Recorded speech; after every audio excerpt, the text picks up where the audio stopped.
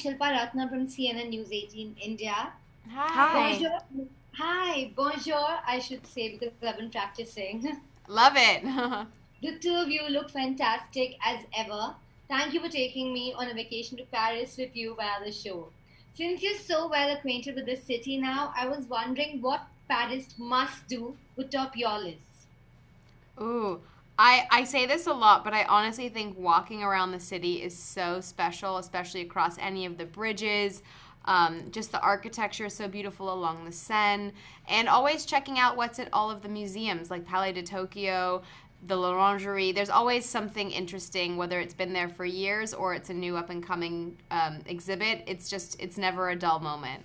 Um, for me, I think you must, unless you are deathly allergic to gluten and dairy, you must try a boulangerie and a patisserie and a cheeserie, fromagerie.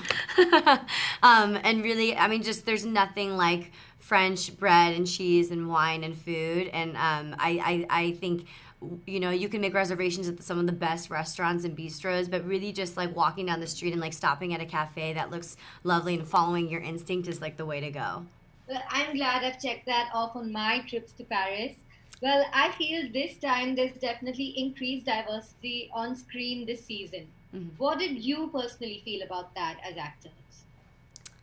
Yeah, I think it was something that was incredibly important to all of us involved in the show, both in front of and behind the camera, to showcase all the amazing people and sights and experiences that Paris has to offer, as well as the world. And I'm so excited that Emily gets to meet new people as well as follow along closer to some of the ones she met last season. And I'm really happy that resonated with you. And I think it's really fun and really important too that it's not just about like throwing a splash of color on the screen. I really feel like what we see is an Asian character who's the best friend and who's warm and a comfort and not something scary. And we see a black fashion designer who's an icon and a black romantic lead. These are not just splashes of color on the screen. And I think it really feels like it's part of the fabric and texture of what Paris looks like and what our world looks like.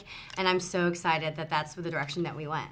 Well, I have to agree the integration was very natural, and the show has been much loved and much binged, but there was also a fair amount of criticism that came its way.